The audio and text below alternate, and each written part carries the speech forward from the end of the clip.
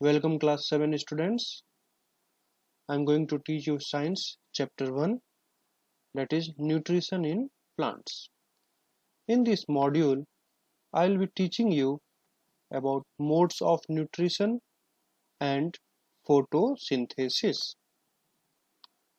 So before we understand what is nutrition, let's understand what is nutrient. Nutrient is the component of food which provide nourishment to our body, right?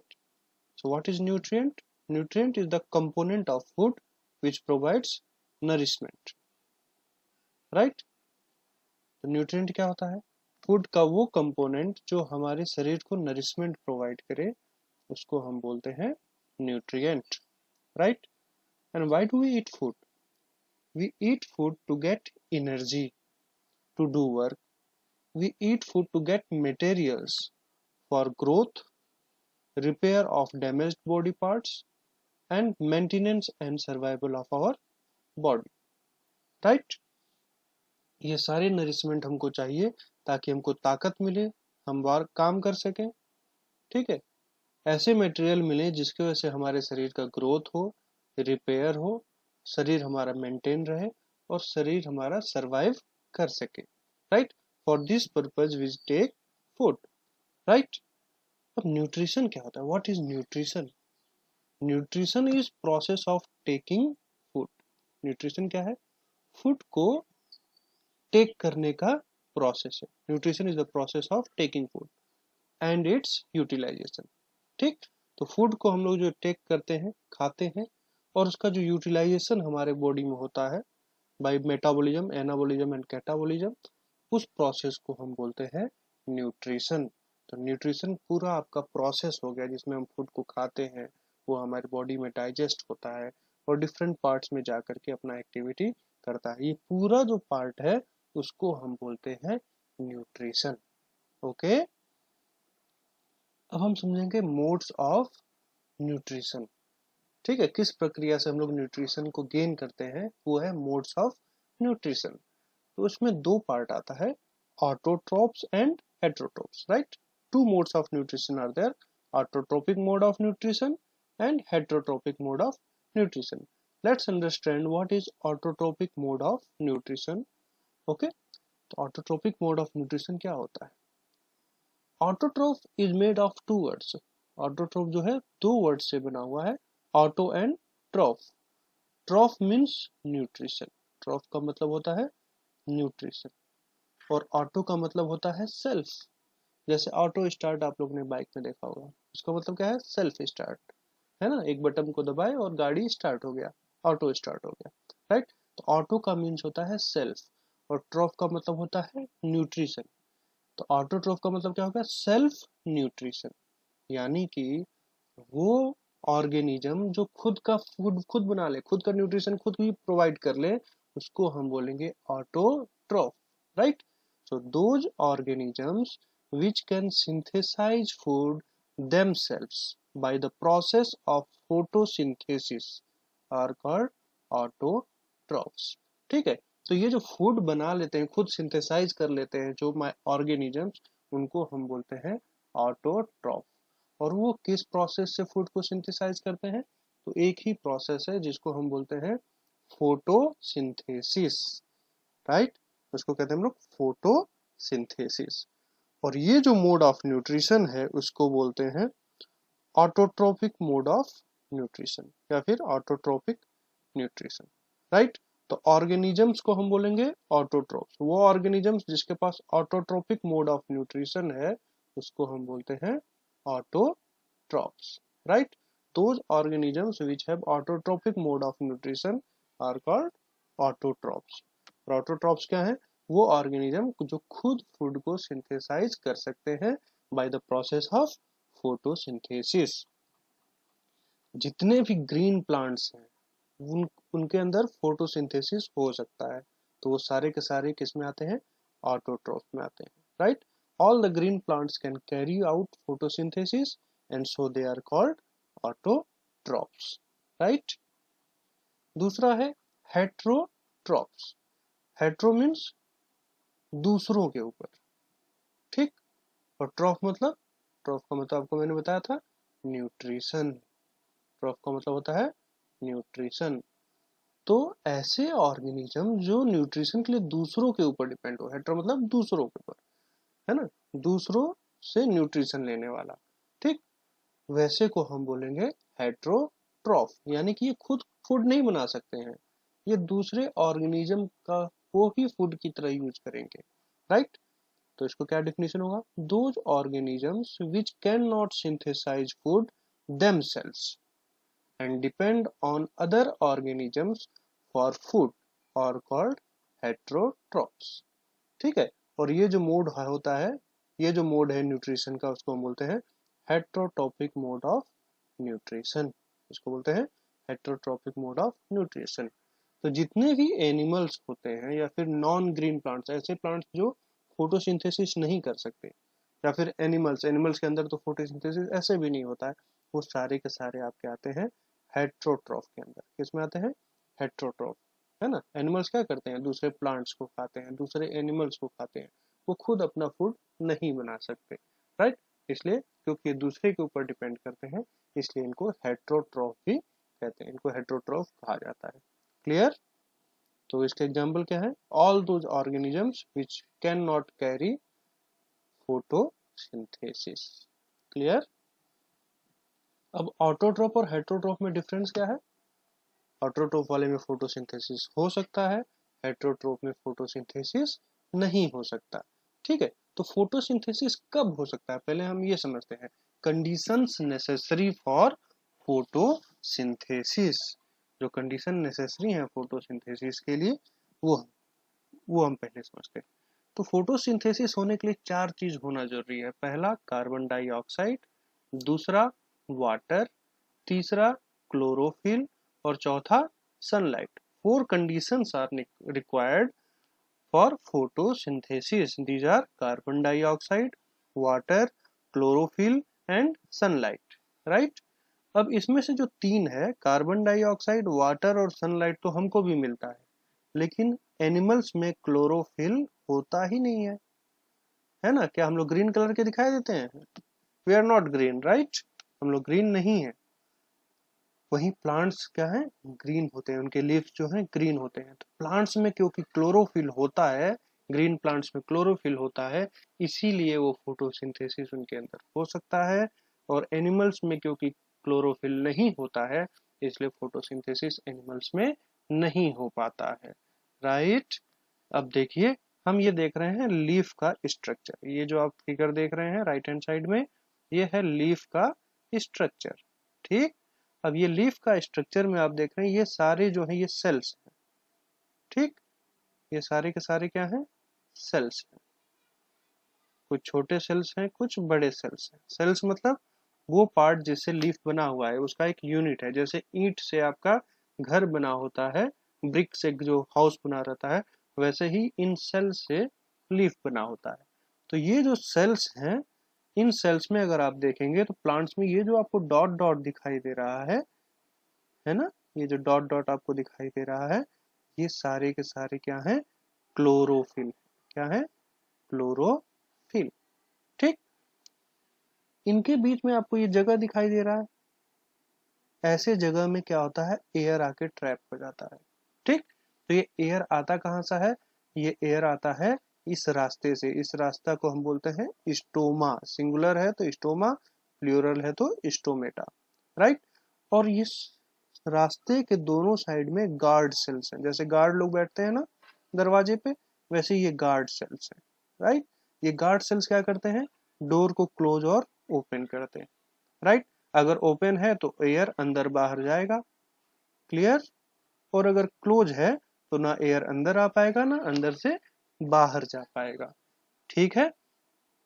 तो ये open और close कैसे होता है, ये open और close कैसे होता है, ये देखिए। अब ये जो गार्ड सेल्स हैं, यहाँ पे ये ओपन स्टोमेटा का एग्जांपल आप पहले देखेंगे, और ये है closed stomata, right, right hand side में क्लोज्ड नीचे वाले में, और लेफ्ट हैंड साइड में आपका ओपन स्टोमेटा। पहले हम क्लोज्ड को समझते हैं। ये मान लीजिए क्या है, आपका गार्ड सेल है। जब यहाँ पर पानी आएगा, तो पानी जब इसमें भरेगा तो इसमें स्वेलिंग हो जाएगी, जब स्वेलिंग हो जाएगी तो ये ओपन हो जाएगा, ठीक। ये हो गया आपका ओपन। फिर जब पानी कम हो जाएगा तो इसमें से पानी बाहर निकल जाएगा। जब पानी निकल जाएगा बाहर तो ये फिर ये स्वेलिंग इसकी खत्म हो जाएगी, तो ये क्लोज हो जाएगा। ठीक, तो पानी अगर है तो ये ओपन हो जाता है, पानी अगर नहीं है तो ये क्लोज हो जाता है। ठीक, गार्ड सेल्स का यही काम है। गार्ड सेल्स में पानी भरा तो ओपन, गार्ड सेल से पानी निकल गया तो स्वेलिंग खत्म हो जाएगी और वो हो जाता है क्लोज। क्लियर। आइए अब हम समझते हैं कैसे होता है फोटोसिंथेसिस। अब देखिए, रूट से जो है हम लोग का वाटर और मिनरल्स रूट सक करता है सॉइल में से, और ये जो है धीरे से पहुंच जाता है लीफ में। ठीक, तो जो वाटर है, वाटर कहाँ से मिल गया? वाटर मिल गया आपका सॉइल से। ठीक है, रूट के रास्ते आपका पहुंच गया। दूसरा है कार्बन डाइऑक्साइड। कार्बन डाइऑक्साइड जो है वो एयर में प्रेजेंट होता है, तो स्टोमेटा के रास्ते वो आपका पहुंच जाता है लीफ के अंदर। ठीक, अब सारे सेल के अंदर क्लोरोफिल है। अब उस वक्त अगर सनलाइट पड़ता है तो ये सनलाइट को क्लोरोफिल क्या करता है? एब्जॉर्ब कर लेता है। सनलाइट में हीट एनर्जी होती है, हाँ? तो वो जो एनर्जी है जो सनलाइट में है, उस एनर्जी को क्लोरोफिल एब्जॉर्ब कर लेता है, और इस हीट एनर्जी से रिएक्शन होता है। जैसे हम लोग खाना पकाते हैं तो खाना पकाने के लिए हम लोग को हीट की एनर्जी रिक्वायर्ड होती है ना, तो हम लोग क्या करते हैं? चूल्हा जलाते हैं, या तो एलपीजी गैस जलाएंगे या फिर दूसरा जो भी साधन है, लकड़ी है तो लकड़ी, है ना, काउडंग केक है तो काउडंग केक जलाएंगे ताकि हीट प्रोड्यूस हो। वैसे ही प्लांट भी क्या करता है? वो तो लकड़ी जलाता नहीं है, वो क्या करता है? सनलाइट की जो एनर्जी है उसको ट्रैप करता है क्लोरोफिल से। उसमें जो क्लोरोफिल पिगमेंट है, ग्रीन पिगमेंट, ग्रीन कलर का पिगमेंट जो है, वो उसको कैप्चर कर लेता है। और कार्बन डाइऑक्साइड और वाटर तो है ही। अब ये एनर्जी जो है जब इसको ट्रांसफर करता है तो कार्बन डाइऑक्साइड और वाटर एक दूसरे से रिएक्शन करते हैं, रिएक्शन करके बनाते हैं ग्लूकोज। पहला जो चीज बनता है वो क्या है? ग्लूकोज। और दूसरा जो चीज बनता है वो है ऑक्सीजन। ठीक, अब ये जो ग्लूकोज है, ये ग्लूकोज ही हमारा फूड है। ठीक, ग्लूकोज के फॉर्म में ही हम लोग के शरीर में फूड रहता है यूज करने के लिए। ठीक, तो यूजेबल जो फूड है वो है हम लोग का ग्लूकोज। जो यूज करने लायक फूड है वो है ग्लूकोज। ठीक है, तो संसार में जितने भी लोग खाना खा रहे हैं ये सारे के सारे इसी प्रोसेस के वजह से खा रहे हैं। ये जो फोटोसिंथेसिस प्रोसेस है उसी के वजह से फूड का फॉर्मेशन होता है, और उसी के वजह से प्लांट्स को भी फूड मिलता है और एनिमल्स को भी फूड मिलता है। ये इंपॉर्टेंस है फोटोसिंथेसिस का। पहला पॉइंट क्या? कि फोटोसिंथेसिस प्रोसेस से फूड बनता है, फूड जो कि बहुत ही इंपॉर्टेंट चीज है। दूसरा जो प्रोडक्ट बनता है वो है ऑक्सीजन। अभी हम लोग सब लोग जानते हैं कि हम लोग को जिंदा रहने के लिए ऑक्सीजन जरूरी है। तो ये जो ऑक्सीजन है ये कौन प्रोड्यूस करता है? प्लांट्स प्रोड्यूस करते हैं। कब प्रोड्यूस करते हैं? जब उनके अंदर फोटोसिंथेसिस होता है। तो फोटोसिंथेसिस के दौरान ऑक्सीजन प्रोड्यूस होता है। ये ऑक्सीजन जो है ये क्या करता है? एटमॉस्फेयर में लीफ जो है रिलीज कर देता है।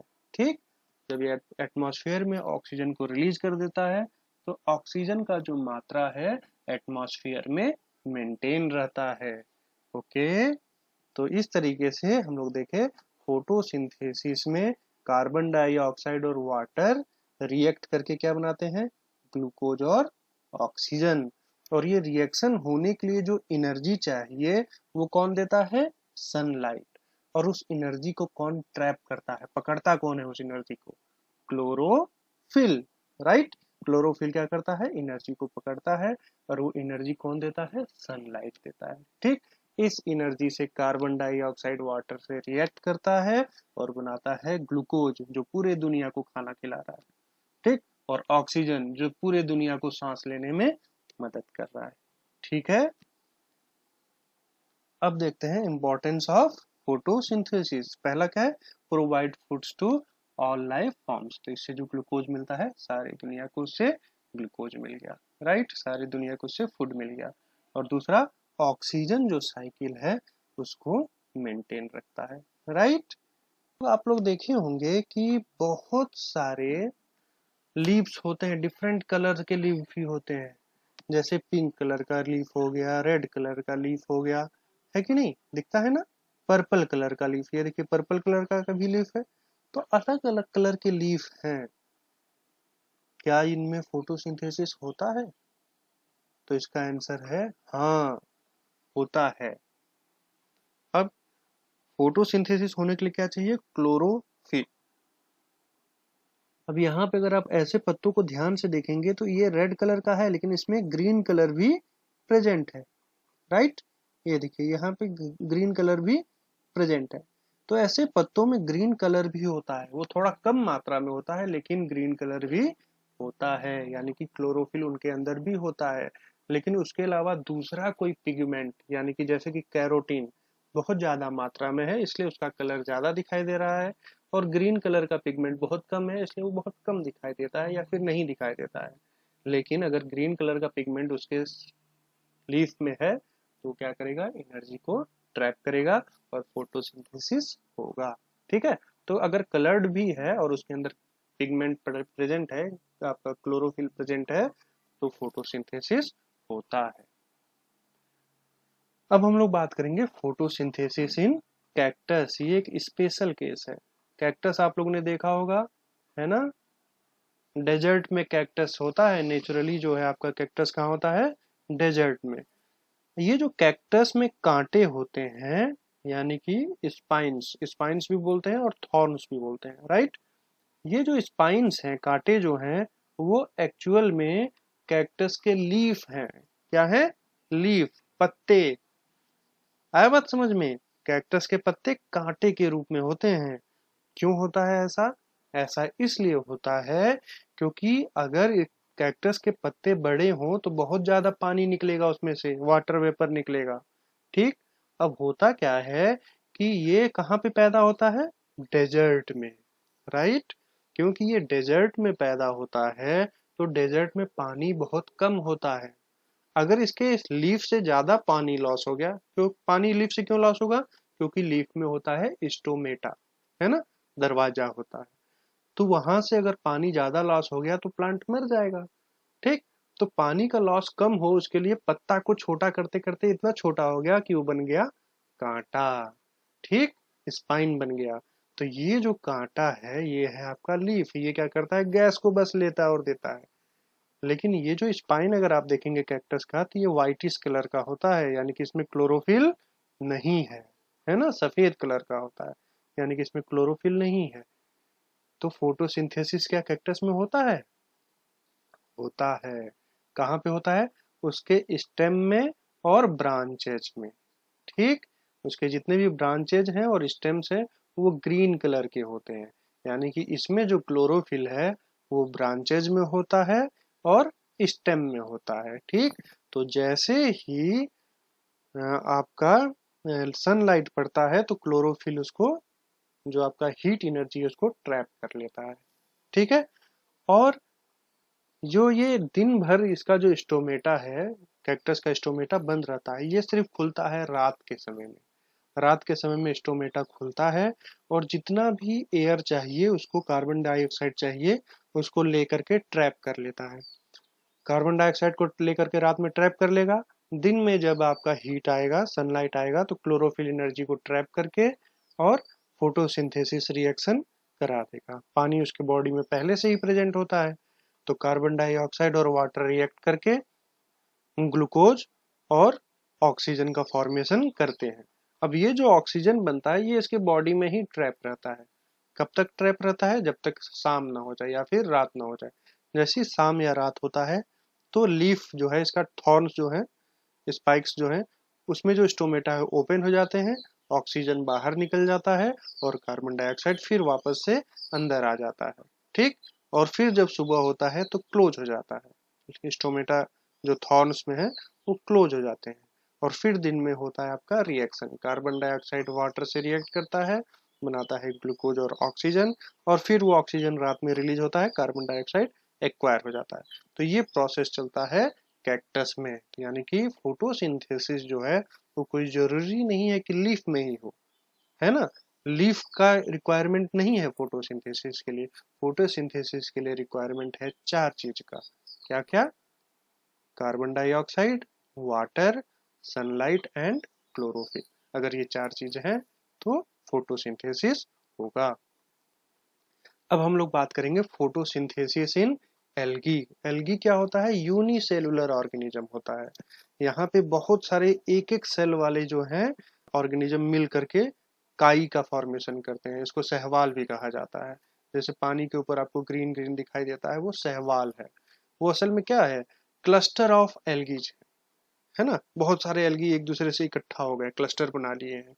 ठीक, आप इसको उठा करके देखेंगे तो ना इसमें स्टेम है, न ब्रांच है, न रूट है। इसका मतलब क्या? स्टेम ब्रांच रूट नहीं है, इसका मतलब क्या? ये प्लांट नहीं है, ये क्या है? यूनिसेलुलर ऑर्गेनिज्म है।